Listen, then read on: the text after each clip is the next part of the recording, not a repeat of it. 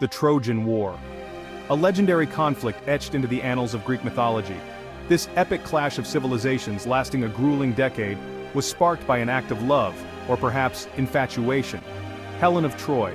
Her beauty was legendary, said to be the gift of the goddess Aphrodite. Paris, a prince of Troy, captivated by Helen's beauty, whisked her away from her husband, Menelaus, the king of Sparta. This act of love, a transgression of hospitality and a violation of marital bonds, ignited the flames of war. The abduction of Helen was not merely a personal affront but a challenge to the honor of Greece, one that could not be left unanswered. Paris, a prince of Troy, was known for his love of beauty and pleasure. He was a man who reveled in the opulence of his surroundings, often seen in the grand halls of Troy, adorned in the finest garments. His charm and good looks were legendary, making him a favorite among the people of Troy. But beneath this exterior lay a man whose decisions would lead to one of the most infamous conflicts in history. His judgment, clouded by desire, led him to abduct Helen, the most beautiful woman in the world. This reckless act of passion set in motion the tragic events that followed. Paris believed that love justified his actions, but he underestimated the consequences. The abduction of Helen was not just a personal affair, it was a spark that ignited a war involving entire nations. Helen, caught between her captor and her home, became a pawn in a war she did not choose. She was torn from her life in Sparta and thrust into the unfamiliar world of Troy. Despite the luxury that surrounded her, Helen's heart ached for her homeland and the life she had known.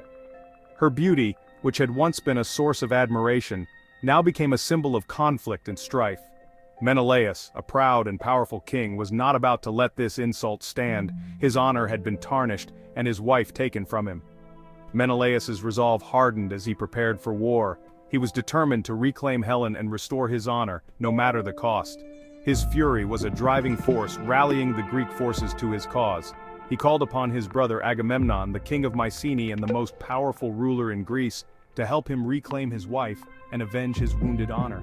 Agamemnon, known for his strategic mind and unyielding ambition, saw this as more than just a family matter. He envisioned a united Greece, with himself at the helm and the fall of Troy as a means to achieve this grand vision. Agamemnon, a leader of great ambition and a thirst for power, saw an opportunity to unite the Greek kingdoms under his banner and crush Troy, a city rumored to be overflowing with riches and splendor. He rallied the Greek forces, promising glory and wealth to those who would join him. The siege of Troy was not just a quest for revenge, it was a campaign for dominance, a chance to reshape the ancient world under Greek rule. The stage was set for a conflict that would echo through the ages, a tale of love, betrayal, and the relentless pursuit of power. Agamemnon, answering his brother's call, rallied the Greek forces. Across the Aegean Sea, kings and heroes answered the summons. Achilles, the swift-footed warrior practically invincible in battle, joined the cause, seeking glory and everlasting fame. Odysseus, known for his cunning and strategic mind, reluctantly joined the fray, leaving behind his wife and newborn son. A vast fleet of ships numbering over 1,000 assembled, their decks teeming with warriors eager for battle. The Greeks were united in their purpose to reclaim Helen, punish the Trojans, and avenge the insult to their collective honor. The stage was set for a confrontation of epic proportions, a war that would determine the fate of both Greece and Troy. The Trojan War was not merely a conflict between mortals, it was a grand stage where the fates of men were intertwined with the whims and desires of the gods themselves. The gods themselves were deeply entangled in the unfolding drama, each taking sides and influencing the course of events according to their own agendas and rivalries. Aphrodite, the goddess of love and beauty, sided with Paris, the prince of Troy, having promised him the most beautiful woman in the world, Helen, as a reward for a previous judgment in which he declared her the fairest among the goddesses. Hera, the queen of the gods, was not pleased with Paris's decision. Alongside her was Athena, the goddess of wisdom and warfare, who also felt slighted by Paris's judgment. Both goddesses harbored a deep grudge against the Trojans. Their anger, fueled by Paris's rejection in the divine beauty contest, led them to support the Greeks with all their might and divine power.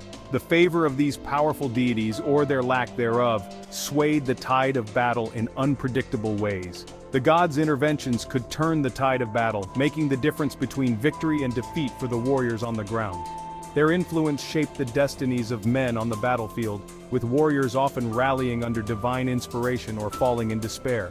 The gods intervened directly in the war, sometimes disguised as mortals, whispering advice, inspiring courage, or spreading fear among the warriors. Their presence could be felt in the terror that gripped soldiers' hearts, or the sudden bravery that surged through them. The Trojan War became a stage for the gods to play out their own rivalries and vendettas, with each god and goddess manipulating events from a distance or engaging in direct confrontation. Mortals were caught in the crossfire, their lives and fates mere pawns in the grand schemes of the divine. The battlefield was not just a place of human conflict, but a theater where gods and mortals alike clashed, each driven by their own desires and destinies. Section 5. A city under siege. The early years of war. The Greek fleet landed on the shores of Troy, and the war began. The Trojans, led by King Priam and his sons, Hector, the noble and valiant warrior, and Paris, fought bravely to defend their city. The early years of the war were marked by bloody skirmishes and sieges. The Greeks, unable to breach the impenetrable walls of Troy, resorted to raiding neighboring cities allied with the Trojans. The Trojans, although outnumbered, fought with fierce determination, inspired by their love for their city and their families. The war dragged on year after year with neither side able to gain a decisive advantage. Section 6. The Wrath of Achilles and the Tide of Battle. The course of the war shifted dramatically with the wrath of Achilles. A dispute with Agamemnon over a captured princess led Achilles to withdraw from battle, taking his Myrmidon warriors with him. The Greeks, weakened by Achilles' absence, suffered heavy losses. The Trojans, emboldened by the Greek setbacks, pushed their advantage, led by the valiant Hector. Hector in a duel slew Patroclus, Achilles' beloved companion, igniting a rage in Achilles that would have devastating consequences. Section 7. Cunning and Deceit, the Trojan Horse. After 10 long years of war, the Greeks, weary of the protracted conflict, devised a cunning plan. Under the guidance of Odysseus, the master strategist, they built a colossal wooden horse, an offering of peace, they claimed, to appease the gods and ensure their safe voyage home. The Trojans, believing the Greek ruse, brought the horse within their city walls, unaware that it was hollow, its belly filled with Greek warriors. As night fell and the city of Troy slept, the Greeks emerged from their wooden hiding place, ready to unleash their final, devastating attack. Section 8. The Fall of Troy and the Aftermath. The fall of Troy was swift and brutal. The city, once a beacon of power and culture, was engulfed in chaos and flames. The night sky was lit up by the inferno and the air was filled with the sounds of battle and the cries of the fallen. The Greeks, under the cover of darkness, opened the city gates to the rest of their army. This cunning strategy, devised by the legendary Odysseus, allowed the Greek forces to flood into the city, catching the Trojans completely off guard. The Trojans, caught completely off guard, were slaughtered in their sleep or in desperate street battles. The once bustling streets of Troy became a battleground, with Greek soldiers fighting fiercely against the disoriented and panicked Trojans.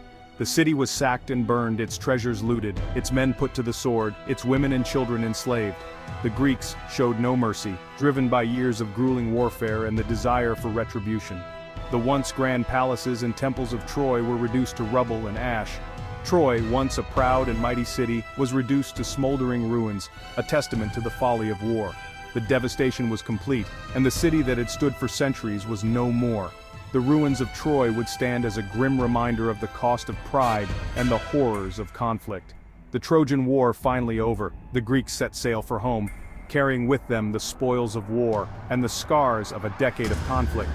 Their ships, laden with treasures and captives, sailed away from the burning city, leaving behind a legacy of destruction and sorrow.